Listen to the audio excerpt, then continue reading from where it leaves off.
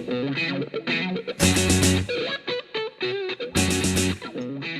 it going? We're back here with another episode 4 with Fridays with Goodman Conversations episodes. How you doing, Larry?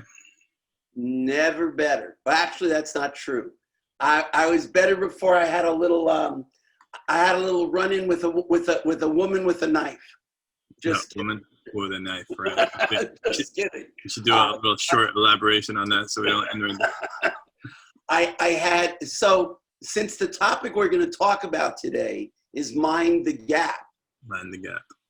And the gap is really the space between what you know you should be doing and what you're doing. Mm-hmm. So I have had this growth on my arm. I don't even want to say for how long. And I finally surrendered and went to the doctor to get it taken care of. And now it's in the process of recovery. And the first thing the doctor said to me when she saw, not just looked at it, but saw the track record leading up to it was, what took you so long? Yeah. And so that really, I think, is what we ought to talk about today, because it's symbolic of what's going on the planet and in the world and probably in most people's lives today. Right. From your gap to your arm to the gap to our minds. Well, I'm glad you got it taken care of. Yeah. Well, today's thing is the gap was basically you explained to talk about is the gap is the space between what you know you should be doing, then you stop doing it to only wake up and realize what happened. You know, it's like this mindfulness helps us avoid destructive train of thoughts that are happening, especially in these common times. So what is this gap? That realization of awareness that brings that things go wrong or right. What awakens this gap? Let's just first do a little deep dive into how your mind works. Mm-hmm. Just to kind of set a framework for it. And let me just say that at any given time, your nervous system is bombarded, your mind, your brain is bombarded by 10,000 bits of information. And you have the ability to pay conscious attention to 9 of the 10,000. And you have the ability to recall and remember 3 of the 9. And so the point of remembering that really is to disavow forever this notion that A, you know what's going on, and B, that you can trust what you're thinking about, and even worse, you can trust your memory of events and people and places and things. Because what you remember and what you focus on is the result of a powerful thing called confirmation bias. And confirmation bias is just that idea that what you focus on and what you attend to is filtered by your belief systems and your attitudes and what you've already been focusing on and attending to before. Right. So define the gap in that. So the gap is, let's just say for argument's sake, you have a list of things that you do on a daily basis that you know have a proven track record of producing the outcome that you seek. And one day, for whatever's the reason, well, since we're in this land of COVID time, let's take a simple example because it'll become really clear. So most people have a set of rituals that they followed with regard to something basic like going to work. You know, first you do this, then you do this, then you do this, then you do this, and then. Well, all it took to disrupt that for everybody was to be given the permission. In fact, we were actually given more than the permission. We were told not to go to work. In fact, the switch was flipped. we not only were told not to go to work, but that it was a good thing to not go to work, which begins the process of messing with your neurology. Because for most of us, we were trained and brought up and habituated that going to work is a good thing. We have a whole culture and system and society based around that going to work is a good thing. It's how you manifest your vision. It's how you make money. It's how you even, that expression, if you don't work, you can't eat. But we were told, don't go to work.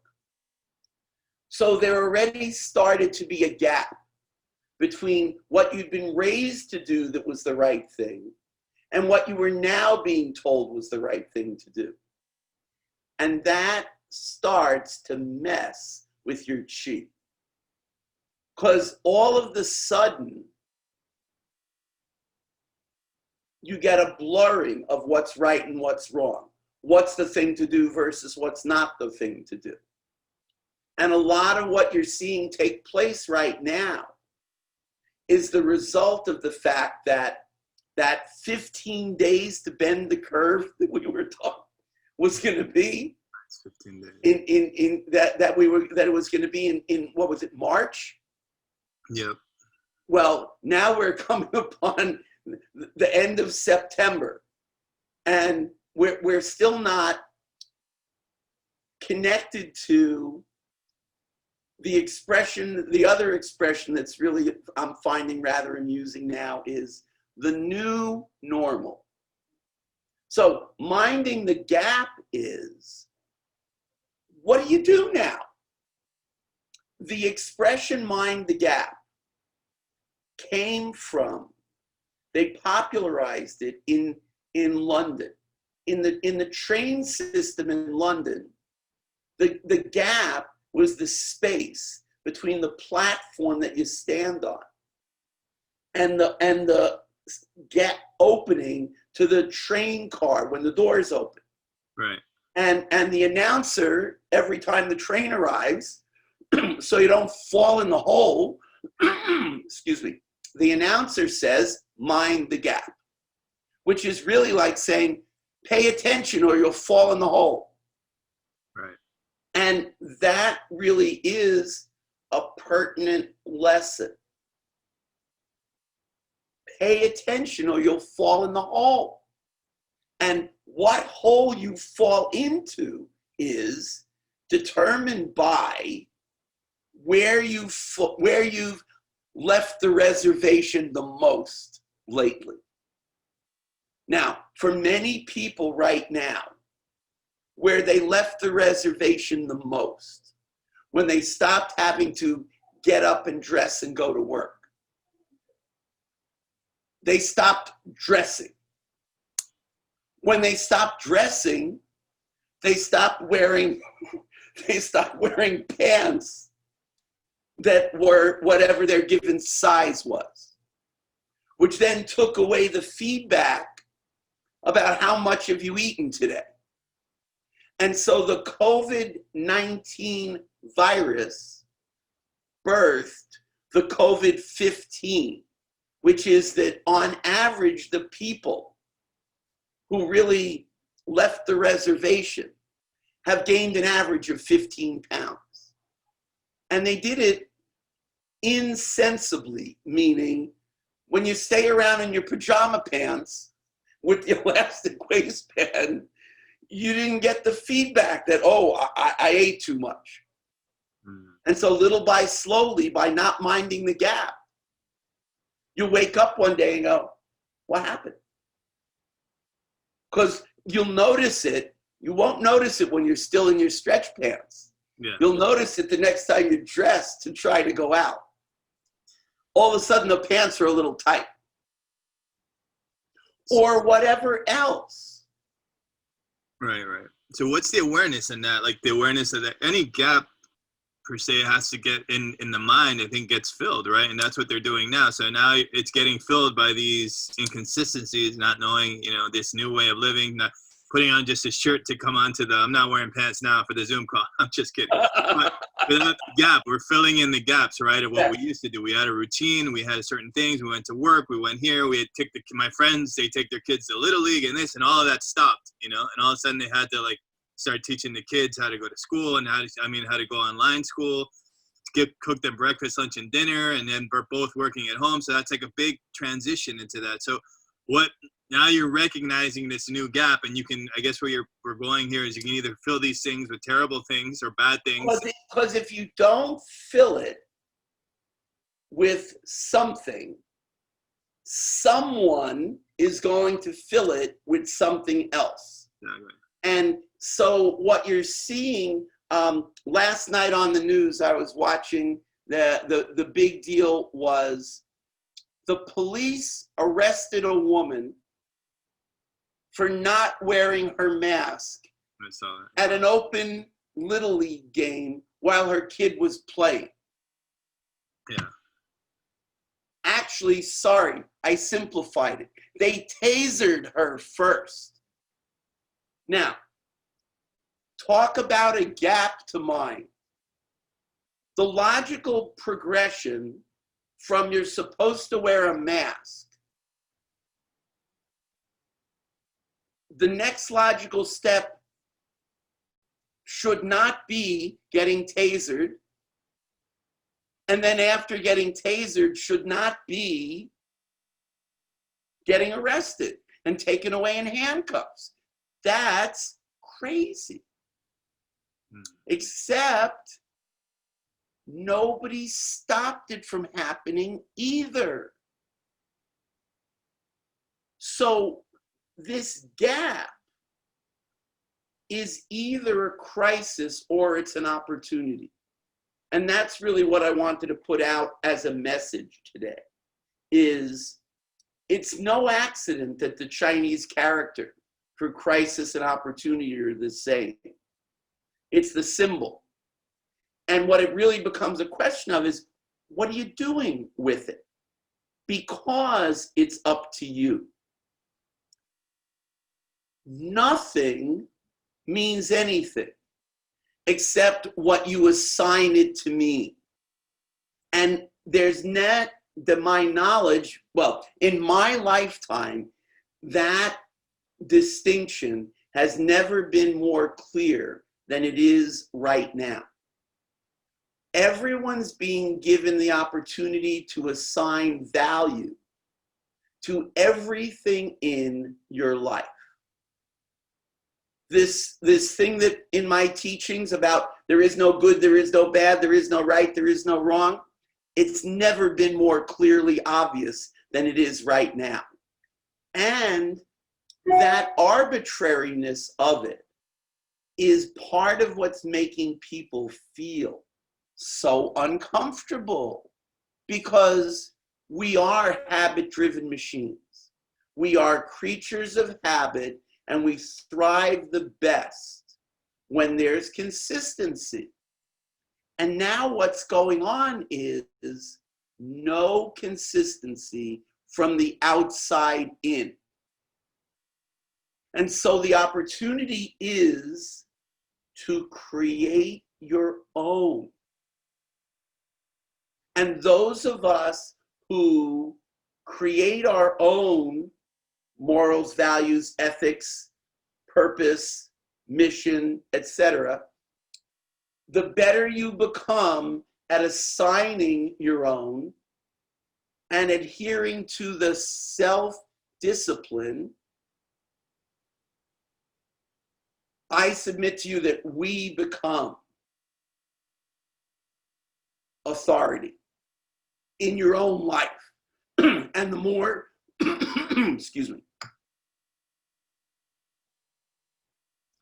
the more effective you become at self-management, self-discipline, self-control, then the larger the sphere of influence you get to have.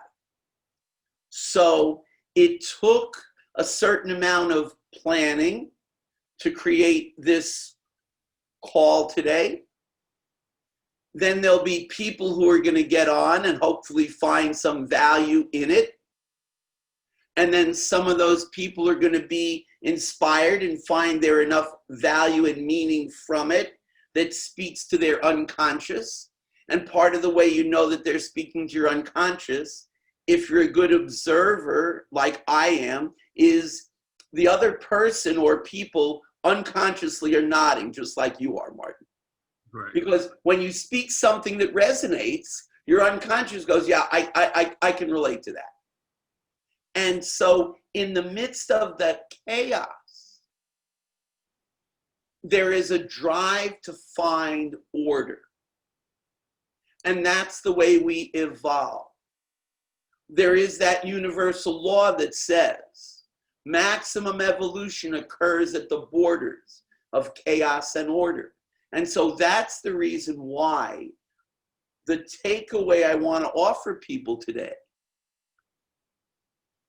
is this is not a pandemic, it's a pan opportunity. Instead of it being a catastrophe, like, oh my God, what's going to be, what do I do, what am I going to be? You have an opportunity here to create the life of your dreams. Those of us, those of you who have a list of things that you always promised yourself that someday you would do. Mm-hmm. Now's the perfect time. Those of you that have the book you said you'd write, but you were too busy. You were too whatever. Write it now. The course you wanted to take, the new hobby you wanted to take up, even the new career you wanted to start. Minding the gap can be seizing the opportunity to create what we talk about in the program. This is your opportunity to create your goodest life. Or, well, this is also, going back to recognize what you're filling that gap with, right? So sure. This brought back that, and I looked it up here, Viktor Frankl's book on Man's Search for Meaning.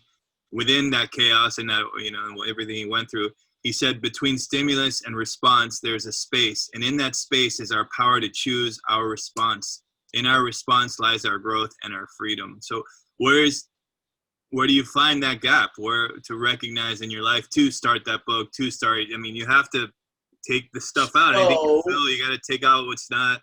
When you become the master of your destiny, the space he's talking about literally exists between the stimulus and the response. And one of the things about meditation that people don't often recognize is that meditation is how you start to train your mind to elongate and make longer the gap between the stimulus and the response. When you sit to meditate and you have a thought, you get the opportunity to decide if you're going to attend to the thought or not. And so often people don't understand the real value of meditation, and they say, oh, I can't meditate, I can't quiet my mind. Well, the purpose of the mind is to think. You'll never succeed in completely quieting the mind. The opportunity is to make friends with it and to become the chooser. And as you become the chooser, you get to choose first, are you going to respond or not? How are you going to respond? When are you going to respond? And out of all of that, you start to become the master of your own destiny, which is really what the point is in the first place. Well, when you are diving into those things, you're seeing these thoughts come up, especially in meditation. I bring them up and then I look at the thoughts and then I go back to my breath. That's what I kind of practice, like just always just kind of have a stillness. Correct. When you're diving into these thoughts, how do you, see we recognize these gaps, and in these gaps we have these thoughts, we have these beliefs. So how do we dive into those thoughts and beliefs and not beat ourselves up internally and recognizing those realizations? How much time wasted. Give yourself permission. You suspend the judgment, even that you're not meditating properly. Mm-hmm. And you just allow it to be. You let the thought come up and then see what's there. Thoughts are things. And you can, with practice, I've been meditating for a long enough time, like double-digit years, that when I meditate, very often I will get a vision, and during the course of the meditation, the vision gets more and more detailed, down to the most sometimes infinitesimal, the color of the room, the number of people sitting in the chairs, as my mentor John DeMartini is fond of saying, you're never given a vision without also being given access to all of the raw materials necessary to manifest the vision. And so the use of meditation applied the way we're speaking of is, once you've determined what your mission is, what your mission statement is, and you meditate on it, amazingly remarkable business plans reveal themselves. And those of us who are trained this way, and also who have given ourselves, and this is what you were referring to, who have given ourselves permission to think that way, all manner of miracles then happen, because when you focus on it and you give it form, and then there are a number of other exercises that you can do to create the plan, then the law of attraction starts to take hold. And when that law of attraction starts to take hold, the happy coincidences start to show up. Right. Well, that leads me to my next question. Why these thoughts that come up, or even without meditation, if you have your own practice or anything and you see things, certain human behaviors can come into looking back at decisions you made, or some make you actually cringe, or like it was like a nightmare or stuff like that. So you try to avoid them. But in this process, we see the gap, recognize it. But what leads me to the next thing is why choose to go deep in these gaps and not let life just take its course? And they always say, like, why do, all these ancient wisdom, and always like, trust the process, jump and then the net will magically appear. Why you're saying one thing is they recognize the gap, dive into these feelings, and and create a plan per se, or recognize them that they exist, as opposed to trusting the process. How do you differentiate those? That's the journey. You see, the two things that you're speaking of appear to be diametrically opposed to one another. Mm-hmm.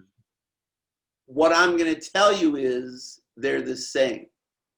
Because when you become more comfortable with your process, you then also become more comfortable with the surrender.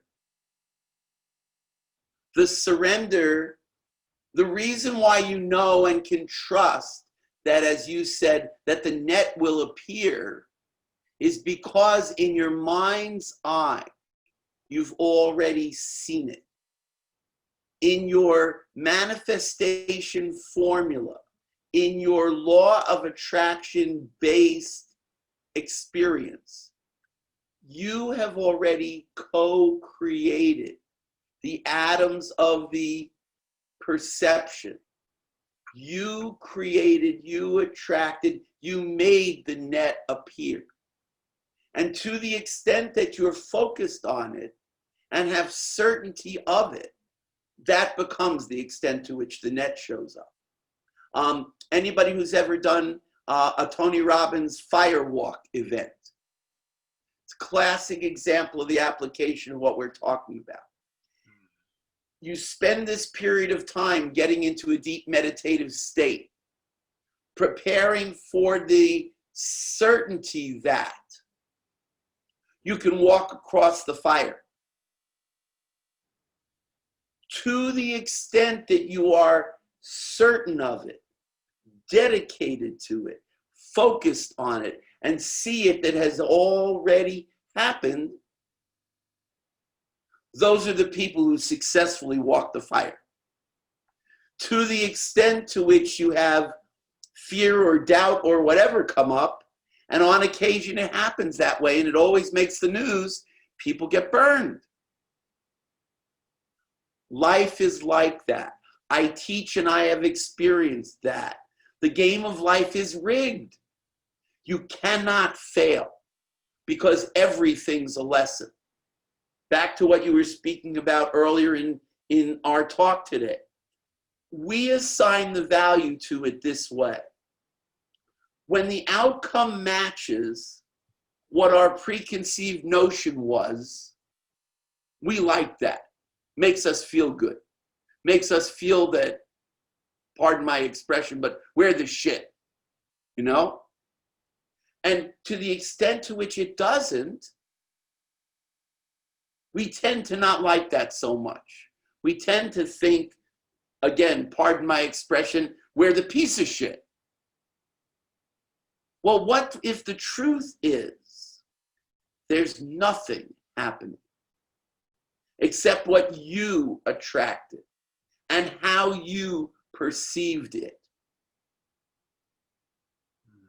If you can see it that way, that there is a divine order to all things, that everything's exactly the way that it's supposed to be, and that we're given opportunities to learn lessons. Just to round it out, then minding the gap becomes the opportunity. Right. At this particular time on planet Earth, many, many, many people were clearly looking for clarity. They were dissatisfied with something of their lives. And so, an invisible enemy, an invisible army, created an invisible set of circumstances whereby something that we don't know what it was. Oh, I've never seen the coronavirus up close. Have you? No. And I don't know anybody that has. We've seen photographs and we've been told, yeah, that's what the thing looks like. Right.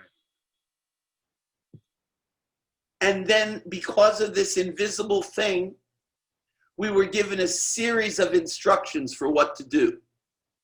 And if you remember, again, back to when this whole thing started in March, the authority figures spoke to the world like we were all children. They let us know we were doing a good job.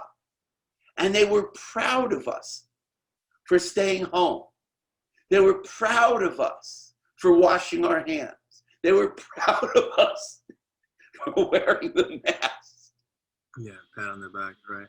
And then that childlike nature of us, with acknowledgement, yes, the pat on the back, Well, now we want to know, what do we do next? And to an enormous extent, right now, everybody's waiting for someone to tell them what to do next. And my point today for everybody to think about is to mind the gap. You really know what's the next thing for you to do next. It may not be the 5-year plan, because that might have been turned on its butt. It may not be the 1-year plan, but if I look up at the clock right now, I see that my next call is in a few minutes. So the next thing for us to do is for me to invite people to hope that you've gotten value out of this conversation. You take something with it that shapes your day. And if you have questions and you wanted to talk about it more, or hear some more about this way of thinking and this way of doing things, you can reach us at goodmanfactor.com. You can read the book, Fridays with Goodman, which Martin wrote and I kind of dictated it. We co-wrote it, really co-created it. Right. You can get assistance to take a look at your gap. You can mind your gap. What's a final thought on a simple exercise or kind of thing or an example quickly on just to have the awareness of that gap and look into it, accept it, let it go? What would you say in a short version of that? Make friends with your discomfort, or as I put it, the object of the game is to become comfortable with your uncomfortability. Comfort really is the enemy. From comfort comes complacency. And nobody ever achieved anything extraordinary by staying in their comfort zone. So the simple thing to do is, when you have a sense, a thought, an idea, an impulse of something that makes you uncomfortable, don't run away from it. Examine it. Find the most powerful question you can ask yourself is, what's the lesson? What's the blessing? What's the opportunity? So embrace your uncomfortability. I like that. Perfect. Well, thank you for listening. Also, this is the book he was talking about, Fridays with Goodman. You can get that on Amazon. And you can go to goodmanfactor.com. And thank you very much. Have a beautiful weekend. And yeah, this is good stuff. Thanks for sharing Fridays. Mind the gap. Huh? And thank you for sharing Fridays with Goodman. We're on a roll. Oh, all right, buddy. You take care.